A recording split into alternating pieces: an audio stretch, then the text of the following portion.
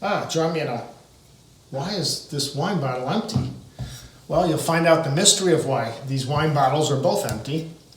This year, Evening in the Stacks has gone virtual, and I had a chance to interview a Tuscan winemaker who will explain to you the mystery of the empty bottles. Also, part of that interview, we'll talk about some of the newest wine making techniques in Tuscany, some of the great grapes they're using, and also talk a little bit about the mystery of why it's called Corte Alla Flora. So join me in my interview with Andrea Cagliati, and salute, enjoy.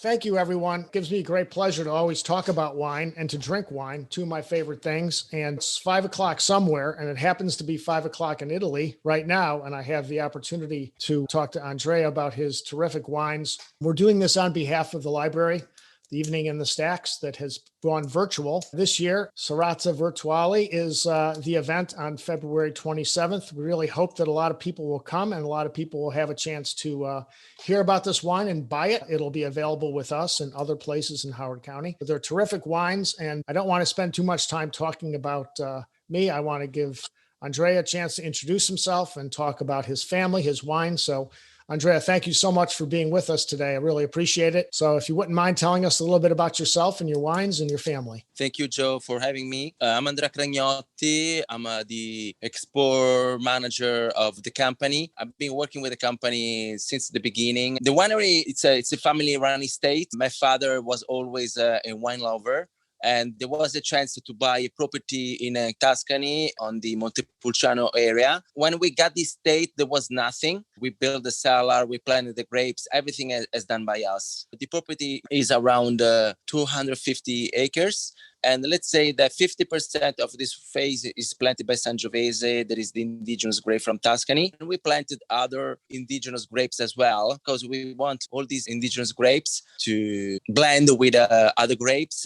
And we make 100% of Pugnitello, Colorino, Mammolo. And because people are interested on trying indigenous grapes. And so I was telling you that Corte Alla Flora is a family-run estate. All the members of the family are involved on the business, and my father is taking care of the facility suppliers. Does the name Corte Alla Flora mean something? Yes, absolutely. Flora is the name of my mother. And my father gave her a gift naming the winery after her name. It was a kind gesture to name the winery after her name. Yes. So Flora's winery. Flora's the winery. Okay. Yes, got it. She's the supervisor. She's the boss, right? She's the real boss. She's the boss. She checks that everything goes perfect. That's the way it is. We named our restaurant AIDA after my mother. Okay. Yeah, she's the real boss too. I mean, we know our place, right? Yes. You've had the winery now for 30 years. How much wine do you produce in a given year? How many cases or barrels? 300,000 bottles a year. More or less, we sell all the production. I just have a question for you in terms of your distribution here. How much of your wine is sold within Italy and how much is exported to the United States? I would say maybe half of our production is exported to the US. The US market for us is the main market. I would say that we've been selling our wines in the US market since early 2004, 2005. So we've been selling our wines for 20 years. We put much effort in selling, promoting our wines in the US, and now we're getting the results that we of our investment. I'm just wondering, a lot of wineries will use the name of Rosso, meaning red, and Montepulciano, meaning, a city or a place. So sometimes people get confused and they're not quite sure what the grapes are. So maybe you can tell us, like Sangiovese, I think everybody knows. But what about the Rosso di Montepulciano? Can you tell folks a little bit about how it's named and what kind of grapes are made?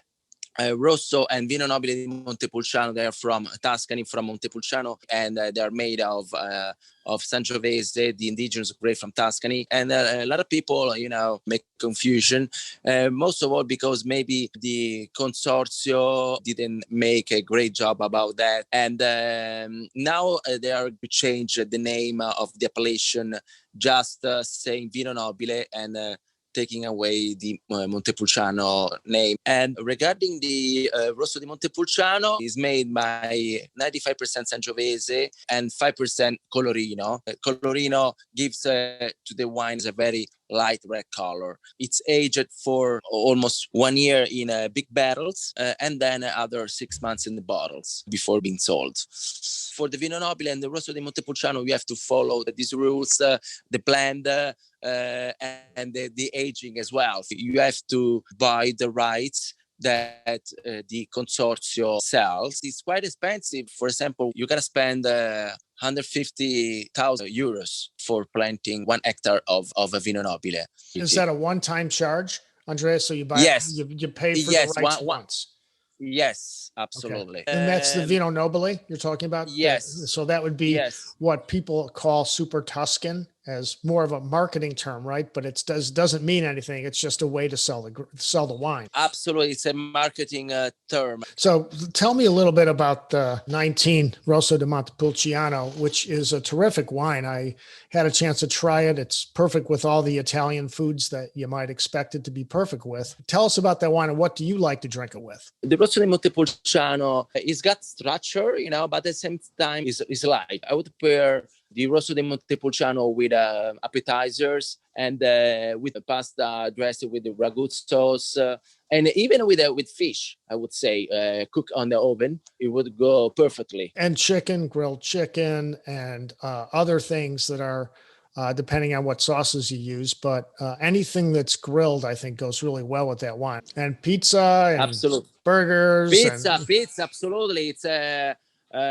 would say, the Rosso di Montepulciano and the Toscana Red AGT, they go perfectly. I think you're absolutely right. Well, that's the best part, because now in terms of stylistically, there's a lot of wines coming out of Italy that are much easier to drink younger, so that people don't have to wait for a wine to get old and just have to drink it with food, because people want to drink wine with anything all the time or with nothing. And so I tasted your wines with food and without food, and they're excellent with either one.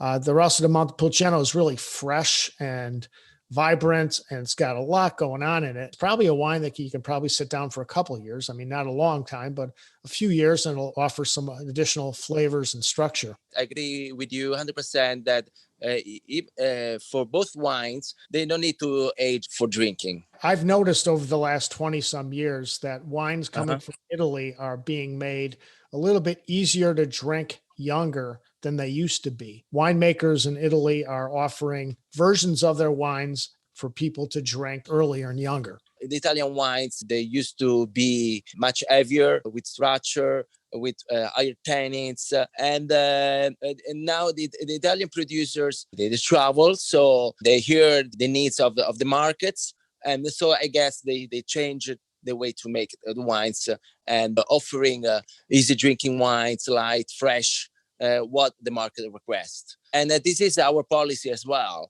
Very fresh, very easy drinking. When you open the bottle in 10 minutes, in 20 minutes, I would say they can then they're ready to be drunk. Absolutely. That's terrific. That's terrific. I just have a couple other questions for you. It's very important in business, as you know. You have to evolve with what your customers want. And so in the restaurant business, like the wine business, if you're not paying attention, then there are many other options out there for people to try in both of our businesses. Absolutely. For example, we are very oriented for the US market, and people there, they don't like acidity, not too much tannins. So that's why our wines are rounder, even though we want to keep our Tuscany identity, but making our wines in a modern way. And so we got that. and we changed the way of making our wines, and people appreciate that because as you know, the American people they like the Cab, Merlot, all that oaky, but we don't want to do that. We don't want to make that kind of wines. Still making Tuscany wines, but with a international influence. I think you're right. I think people have a lot of options if they want to drink oaky cabs or merlots or syrahs, and I think the art in winemaking isn't just putting oak around a grape. It's blending, it's taking care in the vineyards, making certain you're getting the best grapes, and turning it into something you can be proud of that you like to drink. And you're right, people really want to try new things. Certainly they want to try grapes they've never heard of. They want to, they want to experiment. So we're not so much anymore a Cab and Merlot or a Chardonnay country. Yes. You'd be surprised. Most of the wines I sell in the restaurant, people can't pronounce, but they love to drink. Absolutely. What I noticed when I travel in the US, people from there, they want to try something that they never try, something indigenous, something that reflects the terroir where you make wines. And now in Italy, all the Italian wine producers, they started to ally all these indigenous grapes that used to be blended before. Now they make 100% of these indigenous grapes throughout the country. If you go to Sicily, they make 100% Etna Rosso, Catarratto, Insolia, all grapes that used to be blend grapes. And this is good because international people they wanna try something indigenous. I would say that this is the new path of the Italian winemaking. I sell a lot more Italian wines than I do U.S. based wines because it's different and people like it and it's food friendly. It goes with a lot of different things. Yes. And they not just buy a bottle, they buy bottles. I mean, I sell, like I say, I sell probably more Sicilian wines than anybody in the state at the restaurant. And I sell a lot of Italian wines as well. And people want to try grapes they can't pronounce. They want to try something that they might not be able to say, but they can bring home, goes well with food, reasonably priced. And it's an experience that they've not had before. And that's all about, that's what we do in hospitality, right? Give people an experience that's special. Well, I want to thank you very much for taking the time with me today, Andrea. Very interesting story. It's been a real pleasure.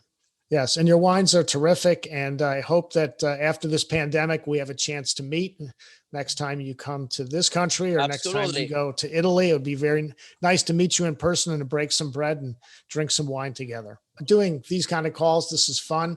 We want to educate. We want to give people an opportunity to learn about you and your winery and your family and try things because there's so much about a story, learning that the winery is named after your mother. So, that's a beautiful thing.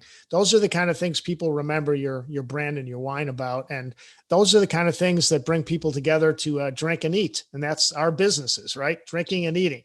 Absolutely. Well, again, thank you so much for taking the time. Thank you, Joe. Thank you, Joe, for getting me the chance to introduce my wines, the winery, everything, and to know you as well. The same, Andrea. Thank you very much. Ciao. Thank you. Ciao. Have a great day. We will. Thank you. You too. Thank you. Bye-bye. Bye-bye. Bye-bye. Bye-bye.